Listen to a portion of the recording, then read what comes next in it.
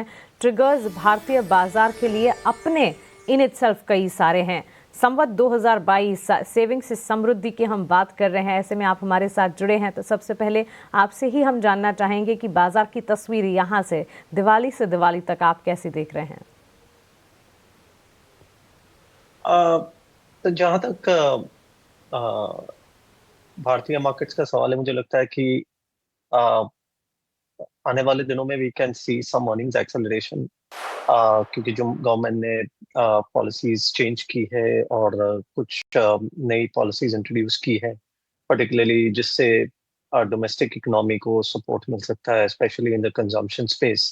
वो मुझे लगता है कि over a period of time in the next, अगर हम 12 महीने की गिनती करें तो शायद मुझे लगता है कि उसके अंदर we will see the collective impact of several measures जो गवर्नमेंट ने लिए हैं पिछले कुछ महीनों में। और आई थिंक एक लेवल पे हम अ, आने वाले कुछ एक आध साल के लिए मैं कहूंगा कि वी विल बी हम ट्रूली एक आत्मनिर्भर पोजीशन में रहेंगे, क्योंकि अ, अगर जब तक हमारा ये टैरिफ का मामला नहीं सुलझ जाता तब तक डोमेस्टिक इकोनॉमी का सबसे ज्यादा सहारा लेना पड़ेगा और कंजम्पशन और इन्वेस्टमेंट पे ध्यान रखना पड़ेगा। मुझे लगता है गवर्नमेंट स्पेंडिंग काफी इंपॉर्टेंट रहेगी और उस पे भी गवर्नमेंट का गवर्नमेंट की नजर रहेगी।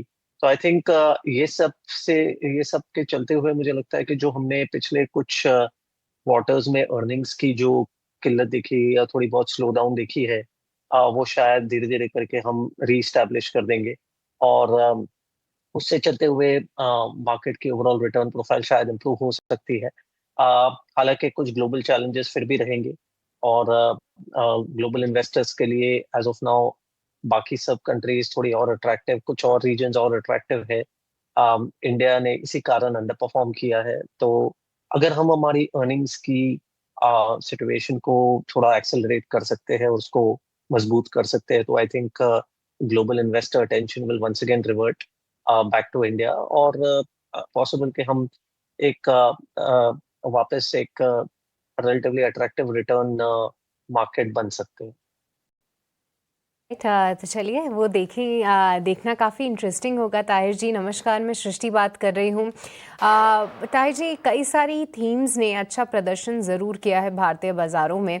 चाहे वो ढेर सारा एक्साइटमेंट हमने कुछ ईएमएस प्लेस में देखा हो, चाहे वो ईवी थीम हो, पावर ट्रांजिशन थीम्स हो, ये बड़ी थीम में जो है एक अच्छी ग्रोथ हमने देख चुकी है। डिफेंस, रेलवे काउंटर्स ने भी अच्छा प्रदर्शन किया है। बट इस संवत से लेकर आने वाली जर्नी में ताहिर जी, कौन सी ऐसी वो बड़ी थीम्स है भारत के लिए जहां पर आपको लगता है कि वो अच्छा प्रदर्शन कर सकती हैं और साथ ही इन्वेस्टर्स, एफआईआईज का भी इंटरेस्ट वहां पे आता हुआ दिख सकता है?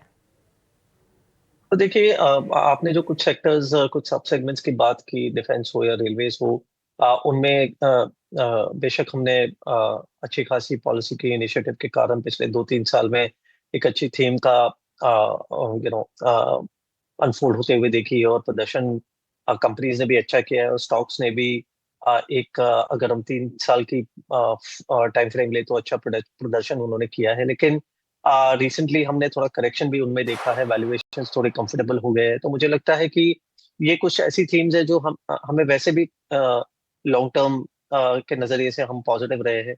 ओके। कुछ थोड़ा हमने स्लो डाउन जरूर देखा है इन थीम्स में, क्योंकि गवर्नमेंट की स्पेंडिंग थोड़ी लास्ट कुछ साल में कम हो गई थी, लास्ट एक साल में कम हो गई थी, but I think they are still durable themes. तो मुझे लगता है कि इन दिस करेक्शन उनको देखना चाहिए। एडिशनली, जैसे मैंने कहा कि गवर्नमेंट की policy over the last 12 months has been directed towards consumption. Consumption एक बड़ा हिस्सा है इंडियन इकोनॉमी का, सबसे बड़ा हिस्सा है 60%, और वो एक अच्छा ग्रोथ, वैसे भी काफी रेजिलियंट सेक्टर है। तो हमें लगता है कि अगर हम पॉलिसी ओरिएंटेशन के हिसाब से चले तो that will be a theme which will be very relevant, और उसमें काफी सारे सब कंपोनेंट्स है, चाहे हम रिटेल ले ले या चाहे हम कंज्यूमर फिनटेक ले ले या चाहे हम ऑटोज ले ले। रियल एस्टेट भी एक तरीके से हम कंजम्पशन थीम में जोड़ सकते हैं। फाइनेंशियल सेविंग्स वाला जो पार्ट है वो भी डिस्क्रिशनरी इनकम से आता है। तो हमें लगता है कि there are a lot of such themes which will become more prominent, more relevant, और ये जो इंडिया स्पेसिफिक थीम्स है तो उनमें जैसे आपने पूछा, फॉरेनर्स का भी अट्रैक्शन डेफिनेटली इस तरफ आ सकता है। एब्सोल्युटली, तो ये थीम्स है in fact longer term play sector specific outlook Tahir बादशाह की तरफ से। ताहिर, इसके अलावा भी ऑफ कोर्स समथिंग जो कि काफ़ी डाइसी इस वक्त नज़र आ रहा है, विदेशी संस्थागत निवेशकों की वापसी, इसका इंतज़ार है और एब्सोल्यूट कमबैक तो नहीं नज़र आ रहा है। अगर इस पर आपकी तरफ से कोई एनालिसिस है तो वो भी बताइएगा। And at this point in time जहां बाजार मौके दे रहा है मार्केट पार्टिसिपेंट्स को, हमारे माध्यम से आपको सुन रहे व्यूवर्स मार्केट पार्टिसिपेंट्स को आप अगर कोई एडवाइस देना चाहें तो। मैं कहूँगा कि देखिए, फॉरेन इन्वेस्टर्स के लिए बहुत सारी मार्केट्स उनके लिए मौजूद है, and they have the ability to rotate between different markets. जब जो भी उनको जिस समय ज्यादा अट्रैक्टिव लगेगा उसकी तरफ उनका झुकाव रहेगा। तो I think in the recent times, क्योंकि टेक्नोलॉजी का प्रभाव ओवरऑल ग्लोबल इकोनॉमी पे बढ़ते जा रहा है, पर्टिकुलरली आर्टिफिशियल इंटेलिजेंस, रोबोटिक्स, जो नई टेक्नोलॉजीज हैं उन पे उनका प्रभाव बढ़ते जा रहा है। And I think some of these countries, चाहे वो चाइना हो या यूएस हो, वो उनको एक इस सेगमेंट में अच्छा प्रोपोजिशन दे सकती है, जो शायद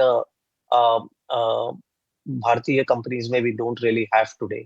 तो I think investor attention, particularly global investor attention, हमारी तरफ उनका झुकाव तब वापस दिखाई देगा जब हम अपनी ओवरऑल अर्निंग्स कैपेबिलिटी जो है उसको और थोड़ा, अर्निंग्स पावर जो इंडिया का है वो और थोड़ा उसको हम स्ट्रेंथन कर पाए। और जैसे मैंने कहा, वहाँ पे domestic factors, domestic levers, domestic policy बहुत महत्वपूर्ण होगी। तो आई थिंक अगर ये हम सही कर पाते हैं तो over a period of time, क्योंकि हमने अर्निंग मार्केट से अंडर परफॉर्म किया है, क्योंकि वैल्यूएशंस कुछ हद तक थोड़े ज्यादा कंफर्टेबल हो गए compare to some time back, I think अगर हम ये कर पाते हैं सक्सेसफुली तो investor attention will once again come back to India. मेरा मेरा मानना होगा कि investors, global investors would want to play India for the broad diversity जो इंडिया ऑफर करती है। इंडिया में not offer a tech oriented platform या फॉर कटिंग एज टेक्नोलॉजीज, लेकिन जो ब्रॉड बेस्ड ग्रोथ है इन वेरियस सेक्टर्स, चाहे वो हेल्थ केयर हो या चाहे वो अपॉर्चुनिटीज इन रियल एस्टेट हो, कंजम्पशन में हो, आई थिंक उसके लिए investors, global investors will definitely prefer to be in India. तो उससे we have, it's important that we try to increase the attractiveness of these sectors and their growth in the coming times. निवेशकों के लिए तो मैं यही कहूंगा कि आई थिंक जो ओवरऑल माहौल है, इन्वेस्टमेंट माहौल जो है ग्लोबली जो बनते जा रहा है, and obviously we are a part of it. I think आने वाले दिनों में, एंड हमारा ये कुछ समय से ये व्यू रहा है कि ग्लोबल वॉलिटिलिटी बनी रहेगी। ग्लोबल वॉलिटिलिटी शायद compare to many years back will be somewhat higher as we go along, given geopolitics, geoeconomics. So I think it is important to diversify. India presence is important, और इस माहौल में India does offer an attractive opportunity क्योंकि हमने underperform किया है। लेकिन बाकी सारी जो एसेट क्लासेस हैं उस पर भी ध्यान देना जरूरी है। तो मैं कहूंगा कि multi asset type of strategies की रेलेवेंस बढ़ती जाएगी आने वाले दिनों में। We should look at a holistic exposure जो हमें अलग अलग मार्केट्स में शायद हमको पार्टिसिपेट करने का एक मौका दे, as well as things like precious metals and so on. तो ये एक बड़ा इंपॉर्टेंट एरिया है जो मुझे लगता है कि इन्वेस्टर्स को अपने खुद के पोर्टफोलियोज में उनकी रेलेवेंस का, उनकी इम्पोर्टेंस का के ऊपर ध्यान देना चाहिए। जी, क्योंकि आपने बताया ही कि इन्वेस्टर्स को किस तरीके से अपने आप को पोजीशन करना चाहिए, तो क्यों ना एक आप ब्रेकअप के एग्जाम्पल से हमारी हेल्प कर दें और हमारे व्यूअर्स को भी बता दें कि अगर मान लीजिए आपके पास 100 रुपये हो तो किस तरीके से अपने पूरे पोर्टफोलियो को आपको अलग अलग एसेट क्लासेस में उनको इन लेवल्स पे आपको एलोकेट करना चाहिए, चाहे वो गोल्ड हो, चाहे वो म्यूचुअल फंड्स हो, चाहे वो डायरेक्ट इन्वेस्टमेंट्स हो, या फिर एफडी भी इंक्लूड हो सकती है। कोई टेक इस पे? तो सुशील जी, अगर मैं मेरे मल्टी एसेट फंड का ही अगर मैं एग्जांपल ले लेता हूँ, तो एज ऑफ नाउ जो हमारा डिस्ट्रीब्यूशन है उसमें करीब करीब 50% हमारा equities, Indian equities, domestic equities पे हमारा वेटेज है। उसके अलावा मैं कहूंगा कि it should also include somewhere around 15% to global equities. Gold और सिल्वर के मौजूदा प्राइसेस हैव रैलीड सिग्निफिकेंटली। तो हालांकि हम उस एरिया में भी पॉजिटिव है, लेकिन मैं कहूंगा कि उसको थोड़ा इंक्रीमेंटली बिल्ड करे तो अच्छा रहेगा। तो एज ऑफ नाउ हमारी पोजीशनिंग करीब करीब 17-18% इन गोल्ड एंड सिल्वर दोनों मिला के भी है। लेकिन आने वाले दिनों में या नए निवेशकों के लिए मैं कहूंगा कि इट इज प्रॉब्ली इंपॉर्टेंट कि इसको थोड़ा at this stage slowly approach करें, क्योंकि हमने देखा है कि बहुत बड़ी प्राइस मूव्स आ गई है, specially in precious metals. And then I think about 10 to 15% in fixed income at this stage. This will be a good combination to have मेरे हिसाब से. But I think diversity लाना जरूरी है. And more importantly, न केवल ये एक established एक आपका वेटेज बन जाता है, लेकिन over a period of time क्योंकि वॉलेटिलिटी रहेगी, उसको ठीक से रोटेट करना, रीबैलेंस करना भी अत्यंत जरूरी होगा। और मुझे लगता है कि वो एक प्रोफेशनल तरीके से अगर किया जाए through a fund route, through a portfolio manager route, I think that will be a better thing for small and mid-sized investors. बिल्कुल ताहिर जी, बहुत शुक्रिया आपका हमारे साथ जुड़ने के लिए और बाजार पर अपना फंडामेंटल टेक हमारे साथ शेयर करने के लिए। Thank you so much, thanks a lot. चलिए यहाँ पर एक छोटे से ब्रेक के लिए हम रुक रहे हैं। ब्रेक के उस पार 10 का बाजार और मार्केट के महारथी लेकर वापस लौटेंगे, आप बने रहें।